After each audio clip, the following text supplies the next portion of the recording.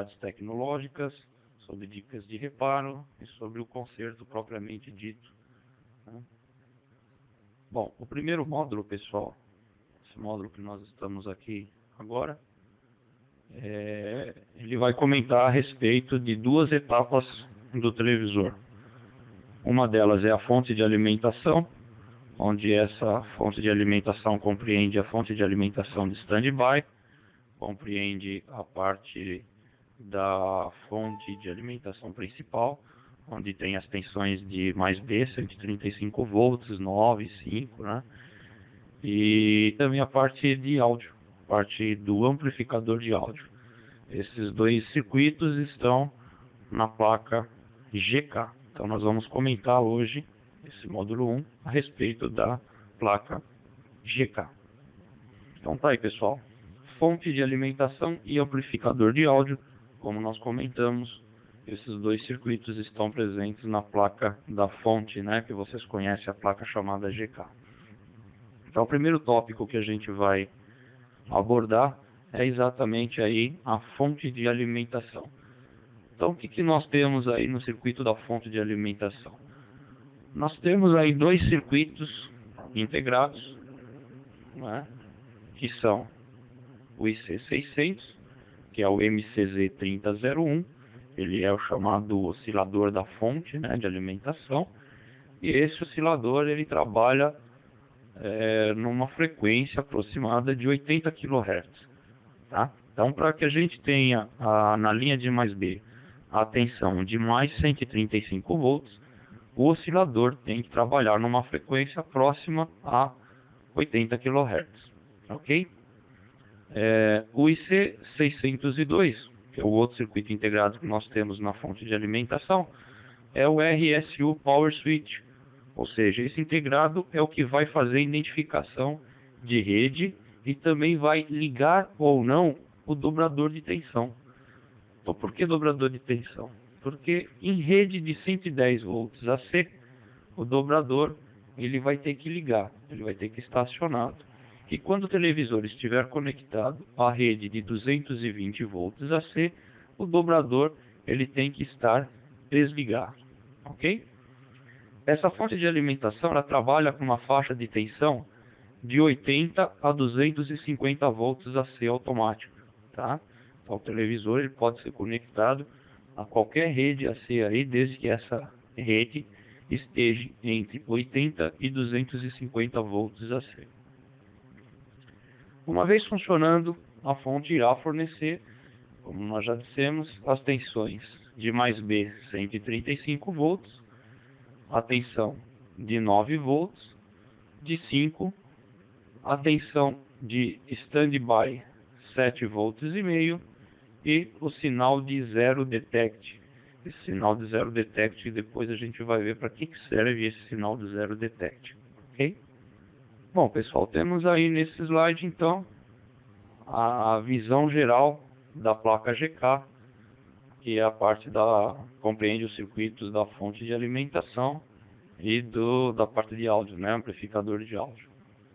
Então, nós temos aí o oscilador da fonte, o circuito integrado oscilador da fonte, marcado aí com a bolinha amarela, a bolinha vermelha, o círculo vermelho. E temos aí o IC também, que é o detector de rede, que é o RSU Power Switch. Ele que vai identificar qual a tensão da rede que esse chassi está conectado, ok? Aí no quadradinho amarelo, nós vamos marcar aí para vocês, nós temos aí a parte do circuito de standby, né? Onde está esse amarelo, é o circuitinho de standby, que vai fornecer aí 3 tensões, que a gente vai ver daqui a pouquinho. Temos também aí o circuito integrado de áudio, né, que é a saída de áudio, é o integrado de potência. E também temos um outro circuito integrado, que é o que faz o controle do áudio fixo ou variável no televisor, né? Então, quando você pode, através do menu, o consumidor ele pode selecionar se ele quer a saída de áudio out, se ele quer essa saída fixa ou saída variável.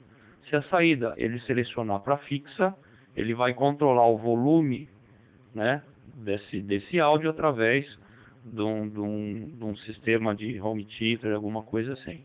Se ele quiser o áudio variável, né, se ele selecionar o áudio variável, ele vai fazer o controle desse áudio pelo próprio volume do televisor. Então, ele deixa fixo o áudio lá no volume, né, o controle de volume do home theater, ele deixa fixo num determinado volume e faz o controle através do próprio controle do televisor. Ok? Então nós temos aí uma visão geral da fonte de alimentação. Temos aí o primeiro circuito integrado em relação à fonte de alimentação, que a gente vai comentar, que é o IC602, o RSU Power Switch. Então, esse circuito integrado é um módulo, na verdade, né? E esse módulo ele vai ser o responsável por detectar qual a tensão de rede que o aparelho está ligado, se é 110 ou 220, e ele vai ligar ou não o dobrador de tensão através de um relé do RY601, ok? Então ele identifica a tensão de rede e, se a tensão for 110, ele tem que acionar o relé RY601 que vai ligar o circuito dobrador. Se a tensão de rede for 220, o IC602 ele não vai acionar o RY601 e, portanto, o dobrador vai ficar desativado. Como que ele faz isso? O monitoramento de rede é feito através dos pinos 1 e 2 do IC602. Então, através dos pinos 1 e 2, nós temos aí o monitoramento da rede. Bom, se a tensão for 110 volts, através dos pinos 4 e 5 do IC602, ele vai ligar, ele vai acionar o relé RY601. Okay? Acionando o RY601, ele vai ligar o dobrador.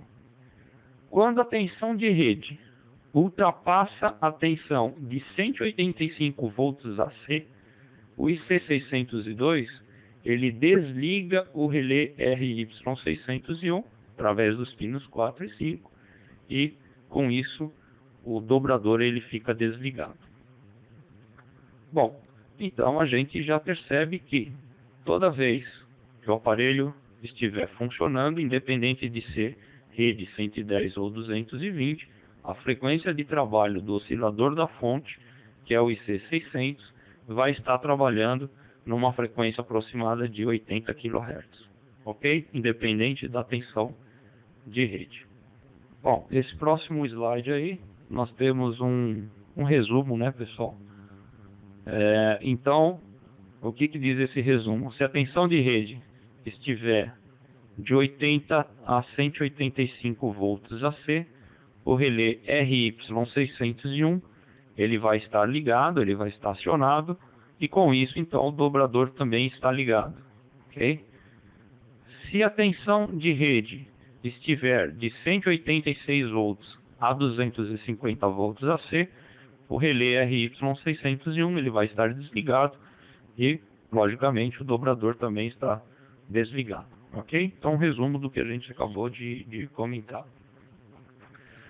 Nós temos aí esse quadro, né?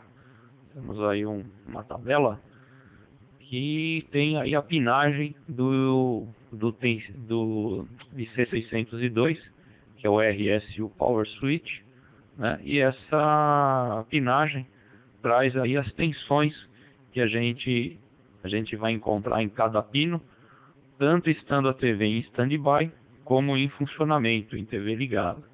Isso para a rede de 110 volts ou 220 volts. Então notem, pessoal, que isso aí vai ser de grande utilidade para vocês na hora de estar efetuando um conserto, né? Um reparo aí na fonte, e necessita de saber a tensão que tem em cada pino aí, né?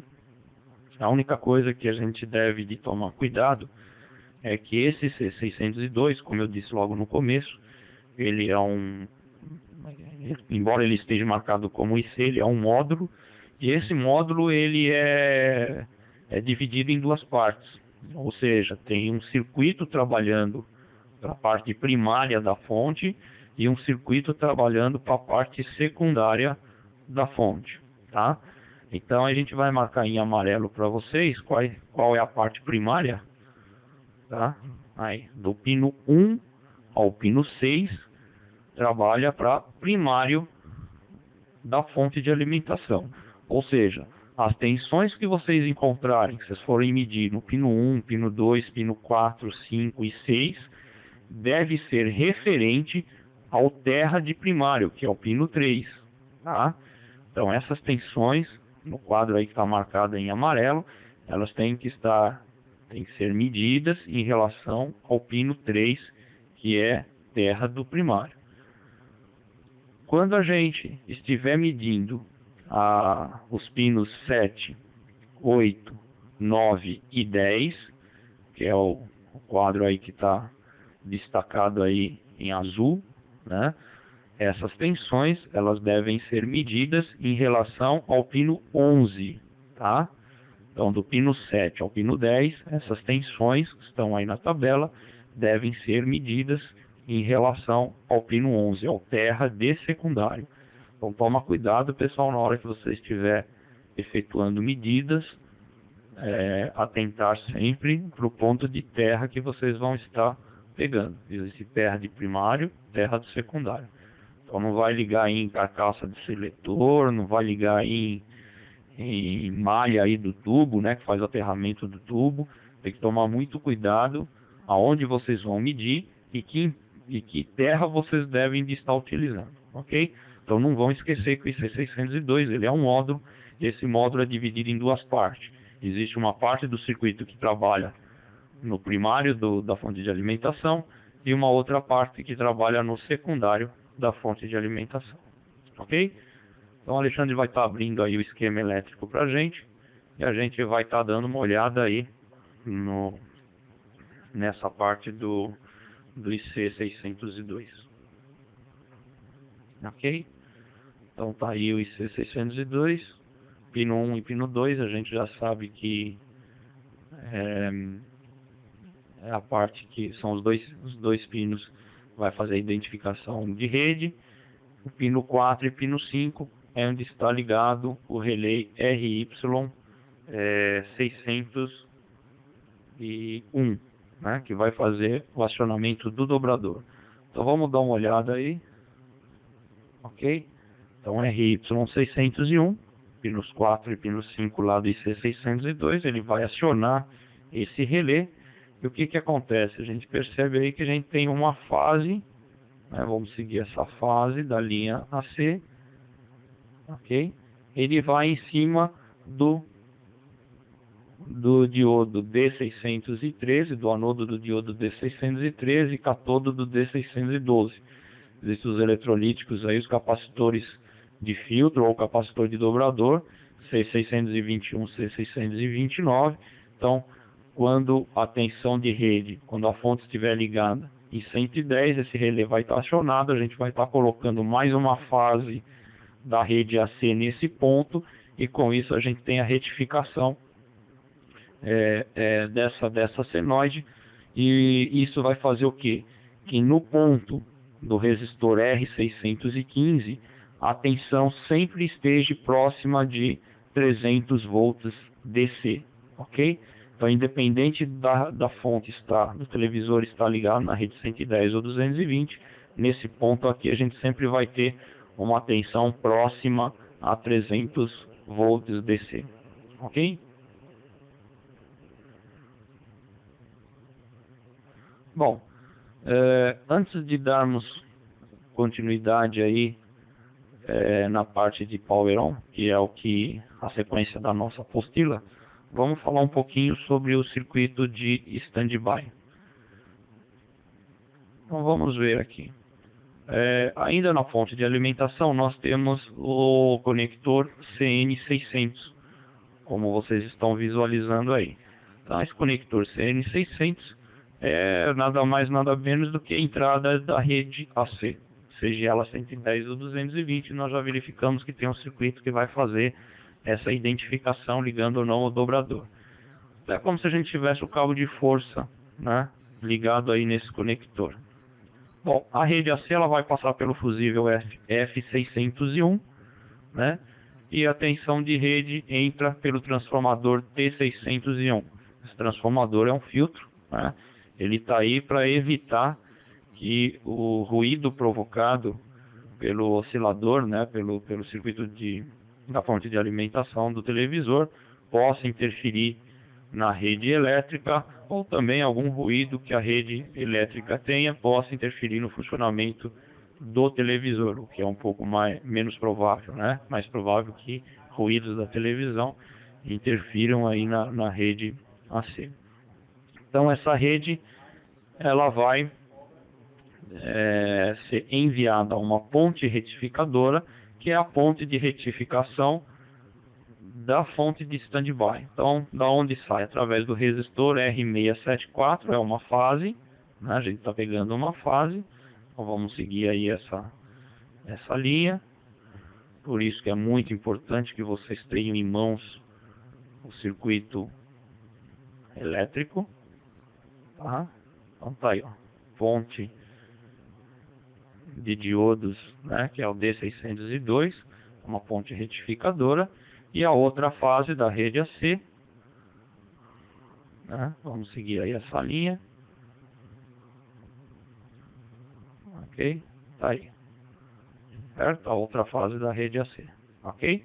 Então eu tenho a rede em cima do diodo da ponte retificadora D602, ok? Bom, essa ponte então vai retificar a rede AC e nós vamos ter um nível DC passando pelo diodo D644 e através do resistor R690, que é um fuse resistor de 4,7 ohms. E temos então uma tensão DC no pino 1 do transformador de standby, que é o T605. Aqui vale ressaltar, pessoal, que esse transformador T605 ele não é um transformador comum, né? Então tem muito posto, tem muitos técnicos aí que fazem a medida entre o pino 1 e o pino 4. Por que o pino 4? O pino 4 aí no caso é o terra, né, pessoal? O pino 4 do transformador é o terra aí do primário do standby, né? Então faz uma medida ômica entre o pino 1 e o pino 4, como não tem continuidade, ele acha que o enrolamento está aberto. E na verdade não é isso, pessoal. Entre o pino 1 e o pino 4 desse transformador existe um circuito eletrônico, né? Então você não vai encontrar aí uma bobina, tá? Então tem que tomar muito cuidado na hora de estar testando esse transformador, porque entre o pino 1 e o pino 4 você tem um circuito. Por que você tem um circuito? Porque no momento que você recebe uma tensão no pino 1, né, você envia uma tensão no pino 1 do T605, esse circuito ele começa a oscilar. E oscilando, esse circuito começa a liberar tensões no pino 5, no pino 8 e no pino 9. Ok? Bom, a tensão no pino 5, né, vai alimentar o pino 6 do IC602. Então, esse pino 6 do IC602 é alimentado com 13 volts, tá? Então, é a alimentação do IC602. Então, sai a tensão AC do pino 5, é retificado pelo diodo D630, filtrado pelo capacitor C677, então você tem um nível DC de aproximadamente aí 13 volts, 12, 13 volts, ok? Então essa é uma alimentação pro IC602, não é alimentação de standby, é alimentação do IC602.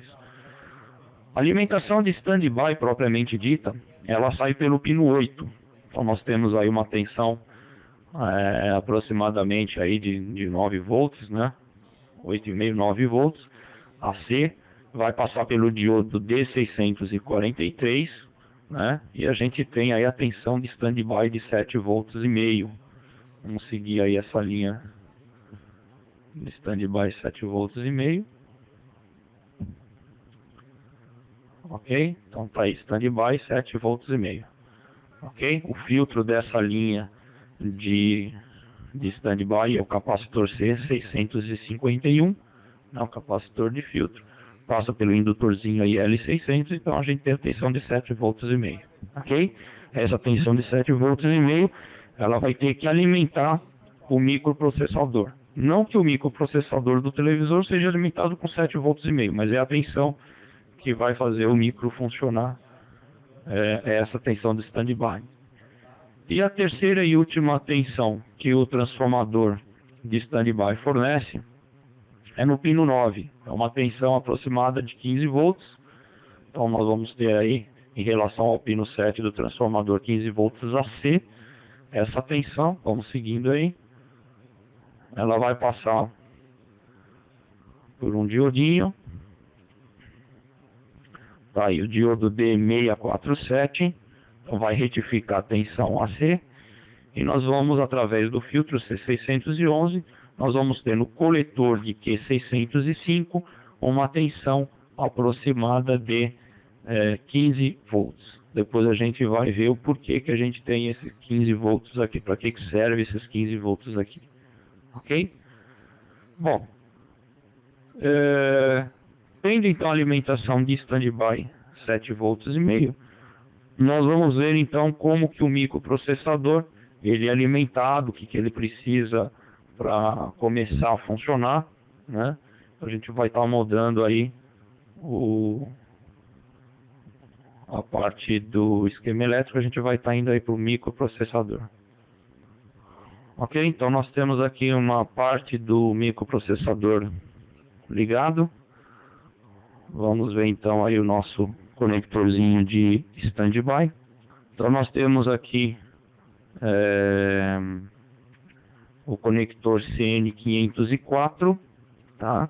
Isso aí já estamos na placa A. Então a placa da fonte, a placa de standby, que é a placa GK, no conector CN1601, ela vai enviar a tensão de standby 7 volts e meio, que eu estou indicando com a mãozinha aí, ok? Então vamos seguir essa linha vermelha, 7 volts e meio. Tensão que está sendo fornecida pela fonte de standby. Então tá aí. Essa tensão chega no IC6008, que é um regulador de 5 volts. Então ele vai transformar a tensão de 7 volts e meio para 5 volts na saída, ok? E esses 5 volts ele vai alimentar o microprocessador. Então vamos dar uma olhada aí na alimentação. Vamos seguir essa linha de 5 volts, né? Então vamos verificar que esse ponto, além de vários outros, ele vai alimentar o microprocessador. Tá chegando, pessoal, tá aí. Chegou. Ok? Então, o microprocessador é alimentado pelo pino 16. Ok? Alimentação de 5 volts para o micro funcionar. Bom, aqui vale ressaltar, né, pessoal, que a maioria dos microprocessadores, seja ele de televisor, seja da linha de áudio, né, eles podem ser alimentados por mais de um pino. Pode ser 2, 3 pinos de alimentações. E também por tensões diferentes. Pode ter microprocessador que ele é alimentado por 5 volts, por 3,3, por 1,8. Então tem que tomar muito cuidado. No caso desse chassi do BA5, do 29FS100, esse microprocessador, além do pino 16, ele também é alimentado pelo pino 4. Tá vendo? Aqui com a mãozinha, ele é alimentado pelo pino 4. Então são 2 pontos de alimentação, na verdade. Pino 16 e pino 4. Então tem que tomar muito cuidado com isso. Ok? Eu vou estar agora passando a vez para o Alexandre, ele vai comentar sobre as proteções também que você tem nessa linha, os cuidados que você deve tomar com essa linha de alimentação.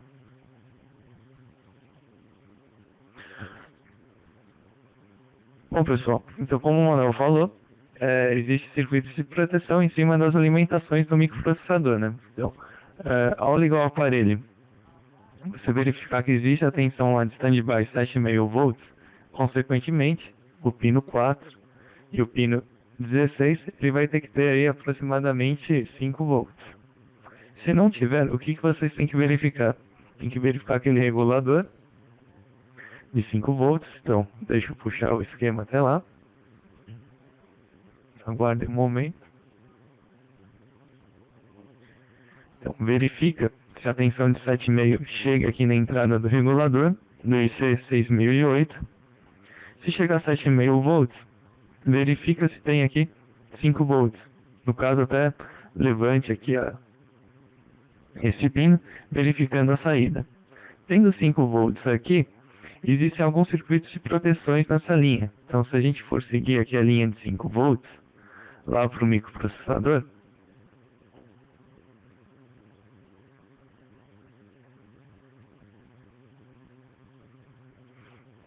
aqui é a linha de 5 volts, vocês podem verificar que existem diodos, né? Diodos Zener de proteções. Então, no caso do pino 16, existe um Zener, o D010. Então, é um Zenerzinho aqui de 5,6 volts,